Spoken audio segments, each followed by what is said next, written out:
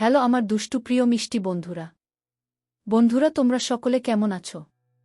আশা করি তোমরা সকলে অনেক অনেক ভালো আছো। বন্ধুরা তোমাদের জন্য নতুন একটি গল্প নিয়ে চলে আসলাম। বন্ধুরা গল্পটি শেষ পর্যন্ত দেখলে আপনাদের দাঁড়িয়ে যাবে। আপনারা হাতের কাজ করতে বাধ্য হবেন। চলুন বন্ধুরা কথা না বাড়িয়ে গল্পটি শুরু করি। রাত 10টা ছুঁই ছুঁই দরজায় কড়াঘাত হতেই আমি গিয়ে দরজা খুলে দিলাম। দেখি ভাইজা আসছে। আমি না দাঁড়িয়ে চলে আসতে নিলে ভাইজা বলল, কে আপনি? আমি দুষ্টুমি করে বললাম, মারওয়ার আম্মু। তখন ভাইজা ও দুষ্টুমি করে বলল, তাহলে তো আমার ছোট বউ। আমি ভাব নিয়ে বললাম, ইস মোটেও না। বুড়োর শখ কত। আসলে উনি হচ্ছেন আমার একমাত্র দুলাভাই, আর উনার মেয়ে সাফা আর মারওয়া মানে আমার ভাগ্নি, দুজন যমজ। ছোট জন মানে মারওয়া, সে আমাকে আম্মু বলে ডাকে। সে জন্যই দুজনে মজা করলাম। ফিরে আসার সময় ভাইয়ার দিকে এক নজর তাকাতেই লক্ষ্য করলাম ভাইয়ার হাতে অনেকগুলো কোন আইসক্রিমে। দিকপাশ না ভেবে দৌড়ে গিয়ে ভাইয়ার হাত থেকে একটা আইসক্রিম নিয়ে সাথে সাথে খেতে শুরু করে দিলাম।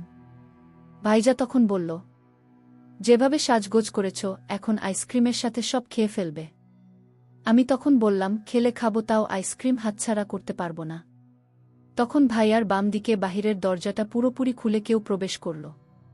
আমি খেতে খেতেই আনমনে তাকালাম সামনের ব্যক্তিকে দেখার জন্য। চোখ তুলে তাকিয়ে যাকে দেখলাম তাতে মোটেও প্রস্তুত ছিলাম না আমি। সামনের ব্যক্তিও আমাকে এখানে এভাবে দেখার জন্য প্রস্তুত ছিল না, তা দেখেই বোঝা যাচ্ছে। তার সাথে আরও 3টা ছেলে ঢুকল দরজা দিয়ে। তখন সাফা আর মারওয়া দৌড়ে এসে সেই অনাকাঙ্ক্ষিত ব্যক্তিটাকে আঁকড়ে ধরে। তখন ব্যক্তিটা ওদের দুজনকে কোলে তুলে নিয়ে বলল, মামা তোমাদের জন্য আইসক্রিম এনেছি।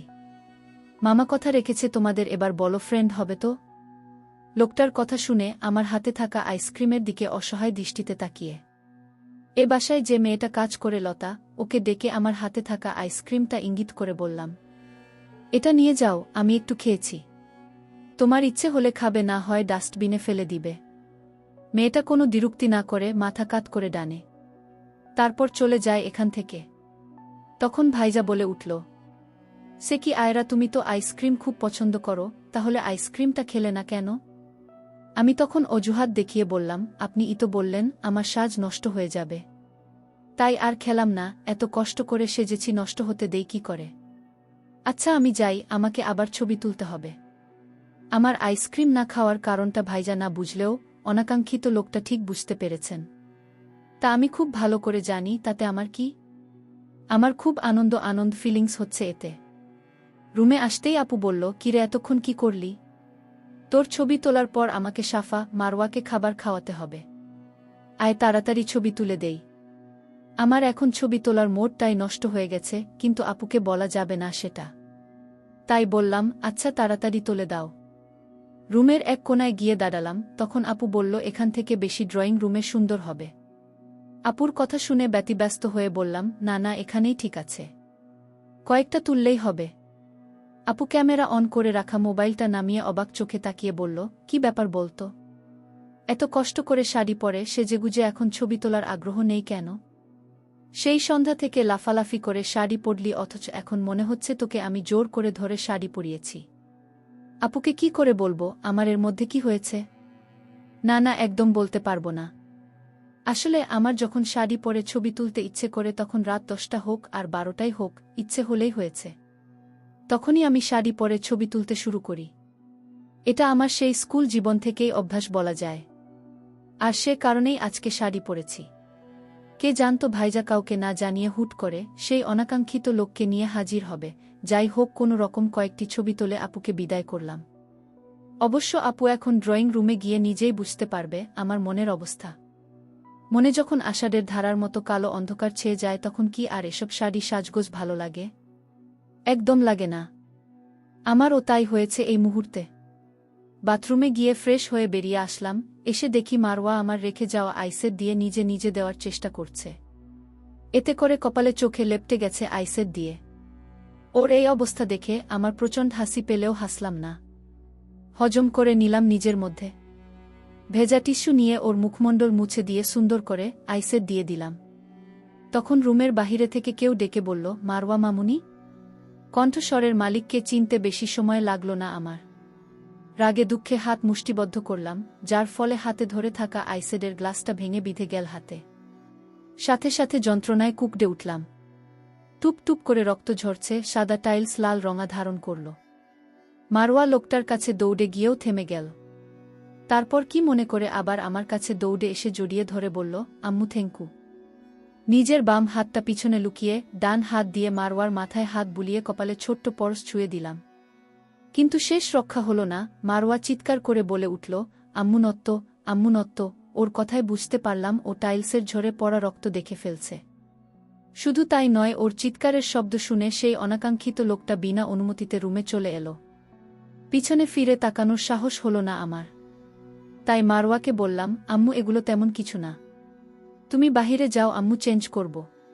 কিন্তু মারওয়া মানতে নারাজ। 3.5 বছরের ছোট্ট মেয়েটির মস্তিষ্ক জুড়ে ঘুরছে যে তার আম্মুর নিশ্চয়ই কিছু হয়েছে।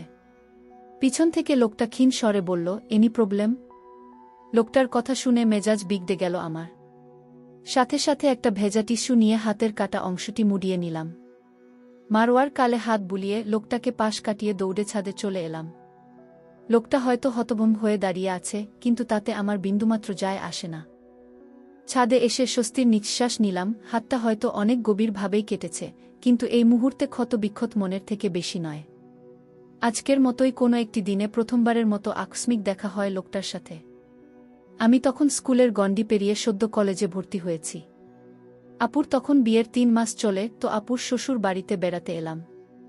বিকালবেলা ঘুম থেকে উঠে হাই তুলতে তুলতে ড্রয়িং রুমে এসে চোখ ছানাবড়া হয়ে গেল আমার। ভাইয়ার সাথে 7-8 জন ছেলে বসে খোশ মেজাজে গল্প করছে আর কফির কাপে চুমুক দিচ্ছে। সমস্যা হচ্ছে, আমি পরে আছি টি শার্ট আর প্লাজো, সাথে লম্বা পাতলা চুলগুলো সামনে পিছনে সমানভাবে এলোমেলো হয়ে ছড়িয়ে ছিটিয়ে আছে। এই অবস্থায় আমাকে কেউ দেখলে গুনাহ তো হবেই, তার সাথে লজ্জায় মাথা কাটা যাবে। এখান থেকে মানে কেটে পড়তে পিছন ফিরে হাঁটা ধরতেই একজন বলে উঠল, তুষার, এই পিচ্চি কে রে? সাথে সাথে সবার নজর আমার দিকে নিবদ্ধ হল। আমি আর এক মুহূর্ত বিলম্ব না করে দৌড়ে নিজের রুমে এসে দরজা আটকে দিলাম। কিন্তু কথা হচ্ছে গিয়ে, আমি তো বাথরুমে যাব ফ্রেশ হতে। এদিকে আসর নামায়ের সময় চলে যাচ্ছে। তাই ভেবেচিন্তে সিদ্ধান্ত নিলাম অজু করতে যাব। কারো জন্য নামায় তো আর কাজা করতে পারি না। আপুদের ড্রয়িং রুমটা হাতের বাম পাশে, আর একটা বাথরুম ড্রয়িং রুমের সাথে বরাবর। আরেকটা হচ্ছে 2 রুমের মাঝে। কিন্তু ড্রয়িং রুমে বরাবর সোফায় বসলে দেখা যায় কেউ রুমে বা বাথরুমে আসা যাওয়া করলে। তো দরজা খুলে ঠিক করলাম দৌড়ে চলে যাব বাথরুমে। ঠিক তাই করলাম। একটা বড়সড় ওড়না নিয়ে দৌড়ে বাথরুমে ঢুকে দরজা বন্ধ করে দিলাম। একটা বড়সড় দম নিয়ে যেই না ওড়নাটা হ্যান্ডেলে রাখতে যাব, অমনি অনাকাঙ্ক্ষিত কোনো এক পুরুষকে দেখে বড়সড় এক চিৎকার দিতে নিলেই একটা শক্তপোক্ত হাত চেপে ধরে আমার ঠোঁট জোড়ায়। চোখ পাকিয়ে তাকালাম লোকটার দিকে। লোকটা তার বাম হাতের শাহাদাত আঙ্গুল তুলে বলল, হুশ, একদম চেঁচাবে না, লোকজন শুনলে নিন্দা রটাবে। আমি বেরিয়ে গেলে দরজা ভিতর থেকে লক করে দিও। আমি উহম উহম করে কিছু বলতে চাইলাম, কিন্তু লোকটা তার সুযোগ না দিয়ে বাথরুম থেকে বেরিয়ে গেল। তাই আমিও দরজা লক করে দিলাম। আসলেই কেউ দেখলে কেলেঙ্কারি হয়ে যাবে। আপুর শ্বশুরবাড়ি বলে কথা। আচ্ছা, সেই অনাকাঙ্ক্ষিত লোকটার পরিচয় পর্বটা সেরে নেই আগে। তিনি হলেন ভাইয়ার বন্ধুদের মধ্যে একজন, নাম রাহাত। ভাইয়াদের গ্রামের এক গ্রাম পরেই তাদের বাড়ি। সেদিনের পর থেকে ঘন ঘন তাকে আসতে দেখা যেত ভাইয়াদের বাড়িতে। তার আগমন সবসময় আমাকে অপ্রস্তুত করে তুলত। কেননা আমি যখনই এলোমেলো হয়ে ঘুরতাম তখনই তার দেখা মিলত। এরকম একদিন দুপুরবেলা ড্রয়িং রুমে সোফায় শুয়ে শুয়ে টেম্পোরারি রান গেম খেলছি আর ফেসে চাল ডালের মিশ্রণের তৈরি ফেস প্যাক লাগিয়ে রেখেছি। আকস্মিক কেউ এসে বিকট শব্দ তুলে, যার দরুন ধরাস করে সোফা থেকে পড়ে গেলাম ফ্লোরে। মোবাইলটা হাতে থেকে পড়ে কোথাও যেন ছিটকে গেল, আর আমার মাথাটা গিয়ে লাগল ট্রি টেবিলের কোনায়, যার ফলে মাথা ফেটে রক্তের ধারা বইতে শুরু হল। সেদিন ভেবেছিলাম সব দোষ রাহাত লোকটার, কিন্তু সেরকম কিছু ছিল না। তবুও লোকটা দ্রুত পায়ে হেঁটে এসে আমায় পাজা কোলে তুলে নেয়, চিৎকার করে ভাইজাকে ঢেকে সাথে নিয়ে হসপিটালে রওনা হয়। এর 2 দিন পর লোকটাকে হসপিটালে দেখে রাগে মাথা দপদপ করতে থাকে আমার। যাই যা নয় তাই কথা শুনিয়ে হসপিটাল থেকে বিদায় করেছিলাম। সেদিন ভাইয়া মুলিম মুখে বলেছিল, আরা, কাজটা তুমি ঠিক করো নাই। এভাবে ওকে অপমান না করলেও পারতে। উপকারীর উপকার স্বীকার করতে হয়, সেখানে তুমি কি না। ভাইজা ও বেরিয়ে যান হসপিটালের কেবিন থেকে। পরে আপুর থেকে জানতে পারলাম একটা বিড়াল কাচের ফুলদানিটা ভেঙে ফেলেছিল, যার ফলে এরকম শব্দ হয়েছিল। শুধু তাই নয়, আমার অবস্থা দেখে রাহাত লোকটা কাচের টুকরোগুলিতে পা রেখেই দৌড়ে আসে আমাকে উদ্ধার করবেন বলে। এই মুহূর্তে ছাদে দাঁড়িয়ে পুরনো স্মৃতিগুলো মনে মনে বিচরণ করছি। হঠাৎ পাশে একটা ছায়া মানবের দিকে নজর পড়তেই মনে হলো ভাইজা এসেছেন। তাই বললাম, ভাইজা আমি কিছুক্ষণ পর নিচে যাচ্ছি, আপনি নিচে চলে যান। আমার কথায় ছায়া মানবটা চলে গেল ঠিকই, কিন্তু গেল ছাদের দরজা বন্ধ করতে, যার ফলে গা শিরশির করে উঠল আমার।